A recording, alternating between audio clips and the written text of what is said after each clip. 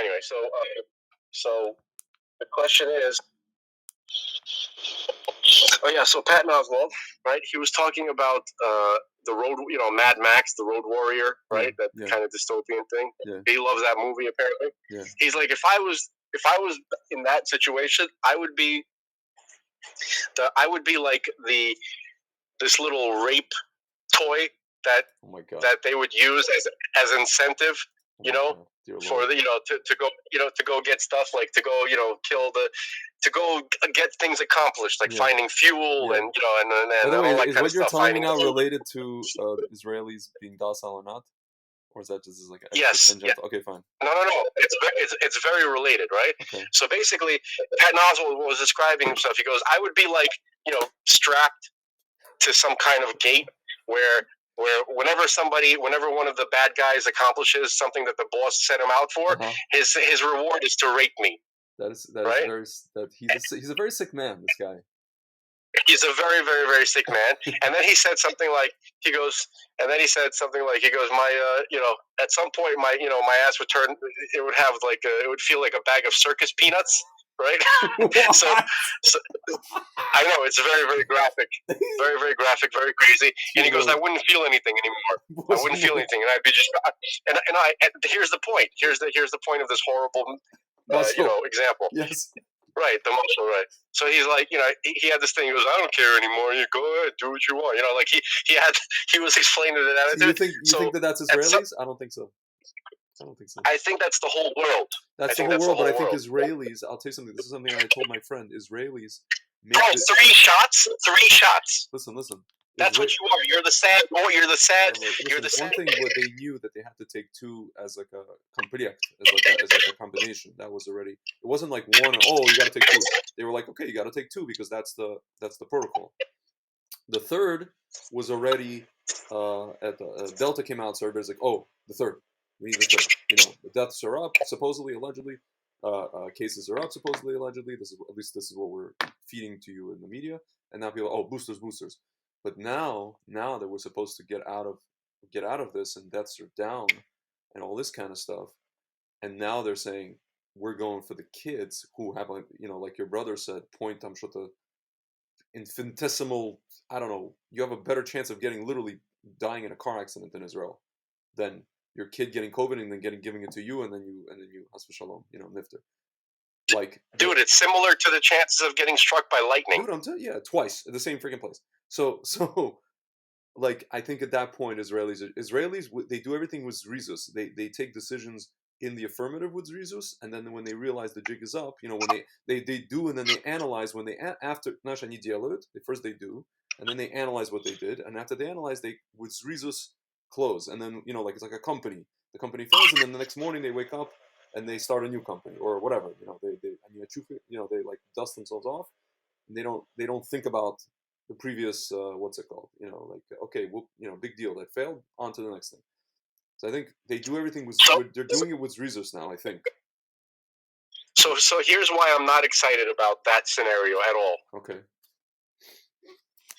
Because what the Sitra Achra has accomplished, right, is to get most of the world to become lab rats in a horrible experiment, which is likely based on the information that seems correct to me, will have a very devastating consequences, right?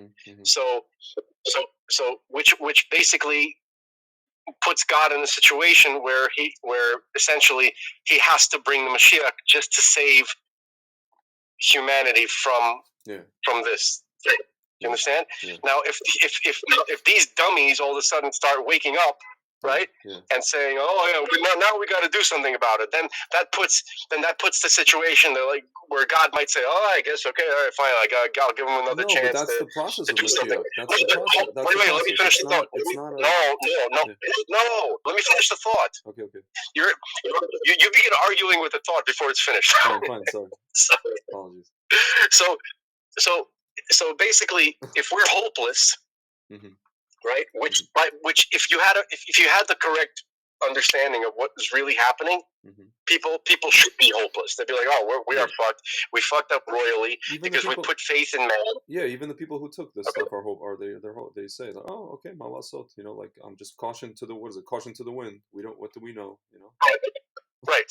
So the point would be like, at this point, God would need to come in and save us supernaturally all at once, and then be like, look what has happened to you when you put your faith in the providence of man, right? Yeah. You look what that's run to you. You have literally walked yourself to your own gas chamber by listening to man. So now I have to come in and save you from your own horrible decisions and stupidity, and now you will understand how things should be from now on, right? But if people all of a sudden wake up when it's too late, right, and now all of a sudden they want to do something about it when it's like, when you have an asshole that feels like circus peanuts, then now you are just prolonging the agony. That's my view. Yeah. Because you're going to keep making the same stupid decisions. I think that people have to just, a lot of these people, what I noticed in the comments, what is that noise? What? Hello? Yeah, I'm here. Oh, no, there's a lot of noise. What I noticed in the comments section of the Ministry of Health, Facebook, I noticed a lot of people. Some people were like, guys, there's one guy wrote, he's like, you know what? I'll read to you what the guy wrote. He's like, he basically said like, here, I'll read you verbatim what he wrote. I circled it because he even said that he thought that his post was going to be taken down because he's already like, the things that he's saying. Here, we are Israelis so stupid. This is a direct translation, so this is some of the syntax is off. We are Israelis so stupid. Yeah. My comment will most likely be deleted because I don't know who this is. Elroy Price, I don't know who that is. Some government person is as crazy as everyone really talks about her. And the ministry of sickness is the ministry of elimination, or like maybe termination. If we don't take to the streets and don't rearrange here in this country, nothing will change. We are the ones who control them and not them controlling us. It's time to bring back the deterrence of the citizens here and show the government that without us they are nothing. Zero reset. Everyone knows how to be heroes behind the keyboard. Take to the streets. Protect your children at least. Sheep. So that's this guy. And I've seen a few of these types of comments. People are just like, it's time to go to the streets and stop being a freaking keyboard warrior. It's very nice to say your nice comments to the Ministry of Health that gets scrubbed.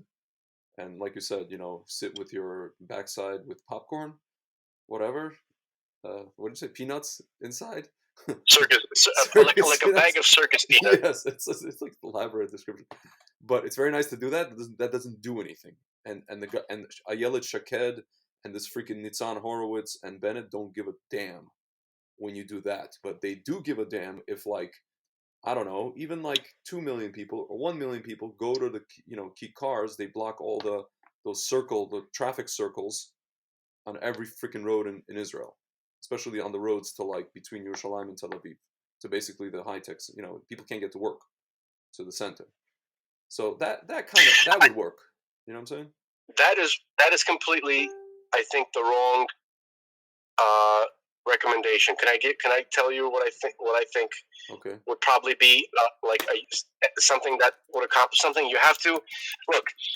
If people decided to do that, right? The Israeli government is worse than Mengele. Like, I thought that was extreme when my brother said that, but he's actually right.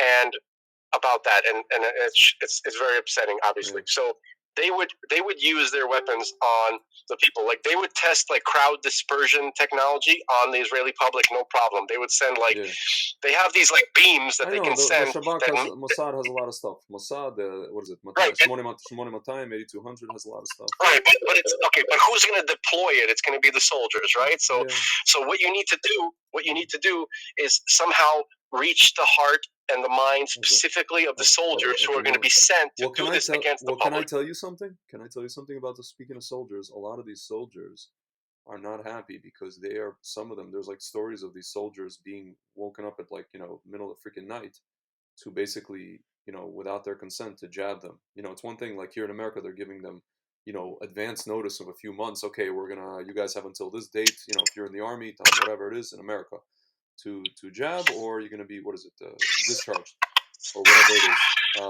In Israel, they're just waking them up, 4 o'clock in the morning, 3 o'clock in the morning. That's Sovietsky Soyuz, Devятая Rota, like that movie. I don't know if you've ever seen the movie Ninth Company, the Russian movie about Afghanistan. They're just waking them up at 3 in the morning. I never saw it. Yeah. You should watch it, by the way. But yeah, they're just waking them up, and really shouldn't. They're just like, oh, no, it's a good movie. It won the Russian version of the Oscar in 2015. I'm sensitive to that shit. Like, I take things too seriously. Fine. By the way, I'm aware of such things. Did I tell you about that one scene in the movie? There's they're basically, before they're shipped out to Afghanistan, these kids are like, they're sitting in a base in Siberia, like just a training base. And their captain is like giving them just a briefing about Afghanistan and Islam and the different peoples in Afghanistan. And he's talking about how, like, okay, if you walk into the home, ты заходишь домой афганцу или мусульману, он говорит, он тебя там, ты там гость. As long as you're in the town, in the village, and in his house, ты там гость, you're a guest. And he goes, to spill blood in his house is haram. So he goes over all the things that are haram. To look, a woman not covered, haram. This haram, haram, haram, haram, haram, haram, haram. Is that? Oh, there's a lot of noise in the background. No, I just got back into the car. Okay. It's going to switch to Bluetooth in 1 second. There's like a lot of crackling. So then he goes. So then he's talking about all this stuff, and then this one kid is like falling asleep in the class. It's like a class, And the guy comes up to him, the captain. He's like, типа, молодой человек, вам не интересно это? You're not interested in this? And he's like, капитан, товарищ, какая разница, кого мочить? What's the difference who we're gonna shoot in the face? And then the guy looks him square in the eye and he goes, на всю историю, like, мира, никто никогда не сумел захватить Афганистан. Потом he's like, никто и никогда. In the whole history of mankind, nobody has ever been able to conquer Afghanistan. He's talking about, like, Alexander the Great, right? All the British, the Indians, all the Persians, everybody, and that's where empires go to die. That's when I saw this recent debacle. I'm like, this is the end of America, because that's where Roxanne, his wife Roxanne was an Afghani. Remember, he married her, whose wife? Played by Alexander the Great's wife. Remember, in the movie, he married her. She was basically Afghani. That was the region. That was the. I didn't know that. Interesting. But anyway, man, like, yeah. So they're working these kids up in the IDF, in the army, and they're just jabbing them, or they want to jab them, whatever it is. And these kids are not, like, some of these army kids are just like, yo, this place is whack. The question is that it's not just army. You have, like, also these, the Yassam, those, like, kind of like glorified police guys on motorcycles. You have, like, the Russian Goyim guys, those, like, bully guys that, they arrest people in the middle. These are the guys they sent to arrest Haredim in Meshar, Yeah. And these are the guys that Haredim, they throw, garbage cans on fire at those guys, the Russian Goyim, the Russian non-Jews. So, I don't know. Listen, you could be right, but listen, what's the other solution? Maybe if the government sees that 1 million people just came out on the streets, 2 million people, that's a critical mass of people, and that shows a message. It's not, Right, but the problem is the message is directed to the wrong direction. The message of 2 million people should be, if it was to God, perhaps that would do something. Also that's also included. Smari, I'll tell you, when the Gush Katif thing, the Gush Katif thing happened, people were a lot of that stuff was people just sitting there davening. They weren't, like, resisting, like, violently. They were more just, chaining themselves to, bimas and stuff like that, and just saying Tehillim.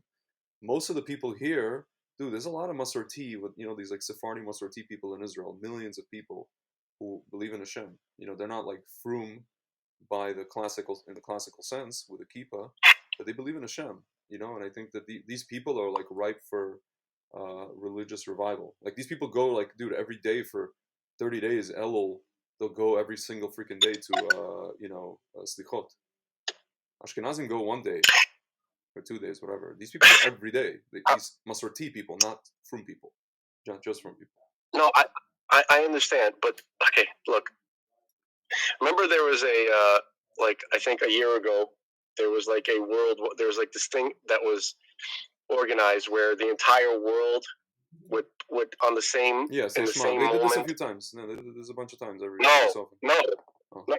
No. They would ask Hashem to bring Mashiach. Okay? So that's the kind of thing I'm talking about. Now, I just wanted to reinforce that for a moment with Yetzias Mitzrayim. Okay, so when it says that the Jews were they were slaves, here's closer to the true meaning of that. So people picture slave, like actual guys carrying giant stones and that kind of stuff, right? But the primary slavery of the Israelites, of the Jews in Egypt, was that they would sin. They were enslaved, and in a sense, they were enslaved by the environment of Mitzrayim, and the Paro was the earthly representative of Satan. Yeah. And his power, the power of Egypt, literally represented the power, the same power as the power drawn from Kedusha. Okay, so Kessin described the process a lot of times, right? We talked about it, how basically the Yetzer Hara can only sustain itself by causing us to sin. Yeah. So the only way that Mitzrayim could sustain its power and its on that level was to have an entire supply of the entire nation of Israel constantly sinning. That was the real slavery. Yeah. It was the rituals that they participated in. It was literally they surrounded Israel and convinced them to do nothing but red light district. He's talking about all the magic stuff and all these kind of things. Yeah. Yeah, but so the best mashal for us to relate to this thing is think about Tel Aviv. There's porn, crap everywhere. Yeah. It's really it's really what's that street? It's really Allenby Street, especially. Yeah, you know what I mean. It's really grimy. It's really low class, just porny shit, right? Yeah. So and there's massage parlors. There's there's brothels. This is what Pharaoh and the Egyptians needed to keep the Jews constantly involved and immersed in, constantly, okay? Mm-hmm. In order to draw the Kedusha that was meant for them for their own sustenance, okay? Mm-hmm. That's how they maintained their power, okay? And every now and then, life got so bad, right? The Israelites, they didn't necessarily realize what was happening, and they didn't necessarily attribute the bad stuff that started happening to them because of this, right? Yeah. So it took a long time, and for the suffering to get intense enough for them to be, to kind of have a moment of quietness in their own minds, be maybe participating in that orgy in front of that idol, right, is not providing the blessing. What we're trying to accomplish, things seem to keep getting worse, and then at some point, everybody was crying out internally to God. They remembered, our fathers, they didn't do this. They remembered they spoke to a God who was the essence of creation, and they shunned all this kind of stuff, and they started to remember Yaakov and Yitzhak and Abraham. Yeah, and then they cried out to Hashem. Remember, it says that in the text, right? Mm-hmm. The suffering got very, very intense, and the cry became very loud. Yeah. And then Hashem responded by sending Moshe. Right. Yeah. So this is until that happens. Mm-hmm.